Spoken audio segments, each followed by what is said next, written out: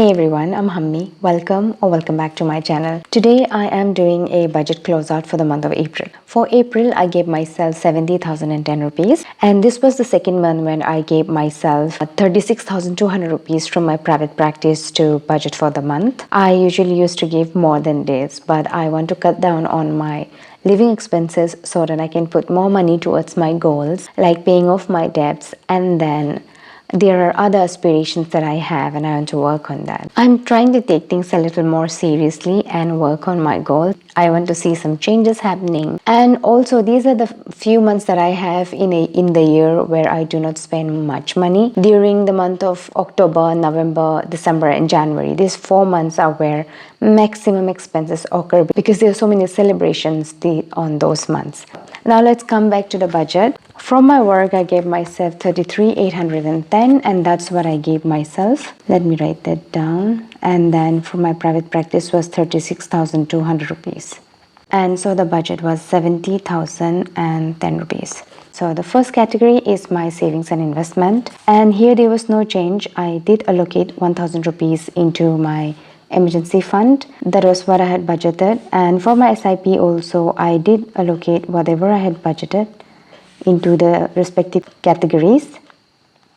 For my emergency fund, I have a goal amount. I want to have 6 months worth of my living expenses. So my living expenses is 70,000 rupees, and 70,000 rupees into 6, that is what I want to have in my emergency fund. I keep my emergency fund in a normal savings account, and I have also put some of the amount in fixed deposit. So now adding them is 7,000. There is no change here.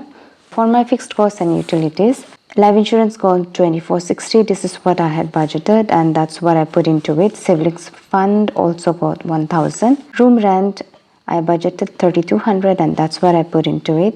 Personal loan is a loan that I'm paying. 15,000 is the EMI and that's what got deducted.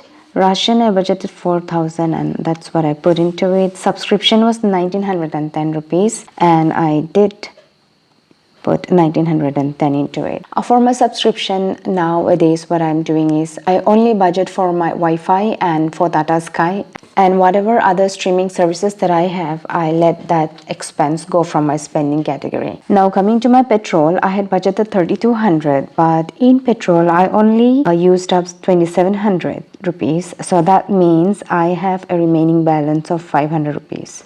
In my hair category, I had budgeted 400 and that's what I paid the hairdresser. For my food and groceries, I had budgeted 7,000 rupees, but I ended up spending 7,880 rupees.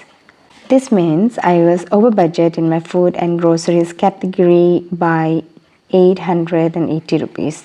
For my workwear, I had budgeted 2,000 rupees and that's what I put into it. I did not spend 2,000 rupees on my workwear, but that's what I put into my workwear category because my workwear and all of the sinking fund categories, all these are recurring categories where I roll over the money that is left in the end of the month in those categories to the next month. I don't take out that money. In the new month, whatever I budget for will be added to what's remaining there. So now when we add all this up, we get a total of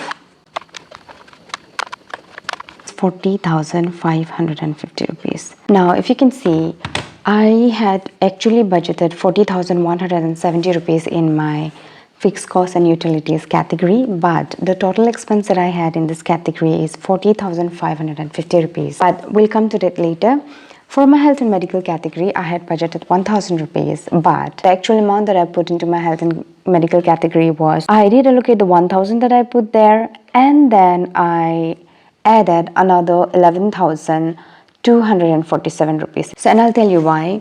In my health and medical categories, I had a carryover of 3,375 rupees, and then I budgeted 1,000 and that was added there. And then after I had done all my budget, I had a remaining amount of 5,487 rupees, which I usually would have put into my goals that would be like paying off my debt. But instead of making an extra payment towards my debt, I decided to put this money into my health and medical category because there was this dental appointment that I had in April. So that was 5,487 that I put there. And then on 10th of April, I also cash flowed another amount, that's 5,760 rupees, into my health and medical category. So when I add all this up, it was 15,622 rupees in my health and medical category. Out of that, 7,960 went into my dental visits, and then 1,200 rupees was the cost of the first counseling session that I had. And then my therapist asked me to continue for another 10 sessions, and I took a package for 5 sessions, and that cost me 5,760 rupees. And then 100 rupees was for a blood test. I did a random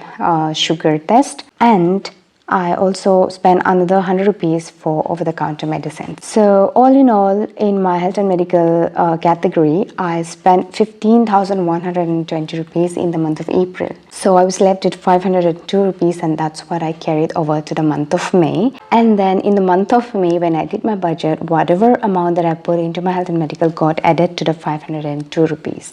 Now, if I go into the detail of it, of course, I was over budget because I had allocated only 1,000 rupees and I had 3,375 rupees in my health and medical category. But I am not going to take that into account because I did not have to take any loan, or I did not take out any money from my emergency fund to fund for this. So I'll just let it stay. I did put the 1,000 that I had allocated, and I had to cash flow another 11,247, and that's okay. That's okay. I'll just leave it there. And then for my car maintenance, I had budgeted 1,000 rupees and I did allocate the 1,000 rupees. Pets, I allocated 1,000 and that's what I put into my pets category. And then for my vacation, I budgeted 500 and that's what I put into it. For my spending category, I had budgeted 19,340 rupees. And surprisingly, in the month of April, even though I went for a trip, even though I went for a massage, I also bought gifts for my nieces and my nephew when I went visiting them. I still was able to live under budget. So even after budgeting 19,340 rupees, I only spent 18,460 rupees here. That means I had 880 rupees remaining. So now if you can see, when I did this budget, the total budgeted amount was 7,001 rupee. If I add the money that I had spent, it will be less than what I had actually budgeted. So this is 7,000 rupees. And the fixed cost in utilities is 40,550 rupees. And then for my sinking fund, I'm not going to take this into account. I'm only going to be adding this. That's 3,500. And the spending category, I spent 18,460 rupees. This gives me a total of 69,510 rupees. So I budgeted with 70,010 rupees.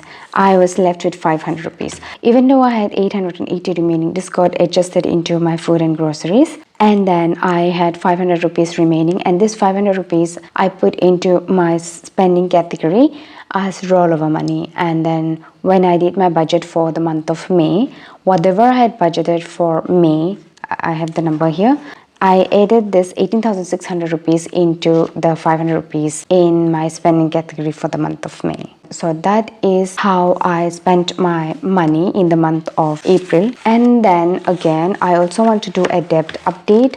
I did a debt update in the month of January, and then I also did one in the month of February.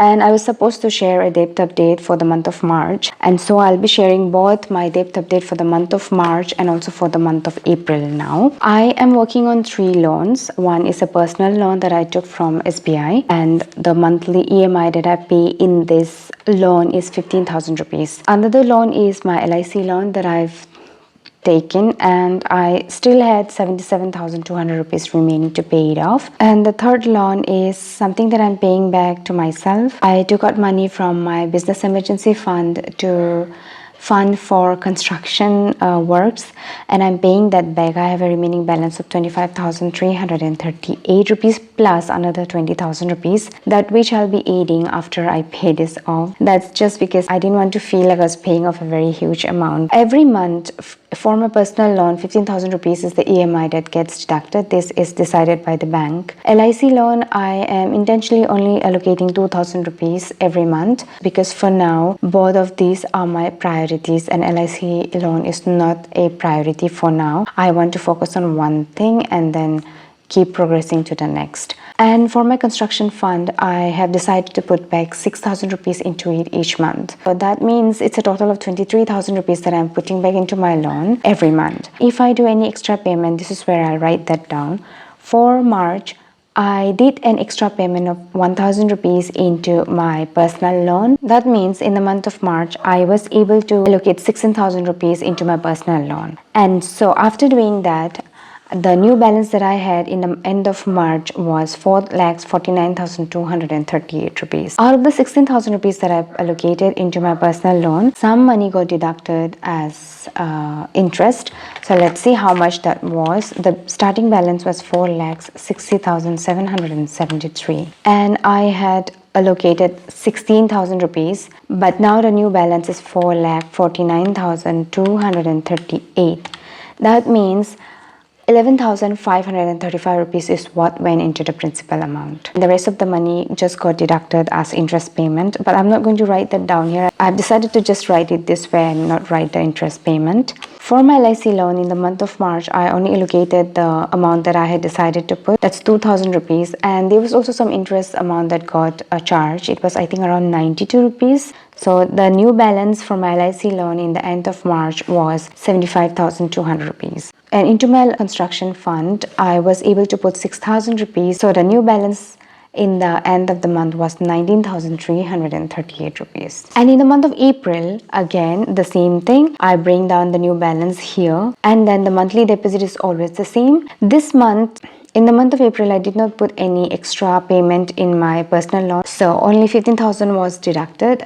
And the new balance now is 4,38,454 rupees. Into my LIC loan, I did allocate the 2,000 rupees and now the new balance is 73,200 rupees.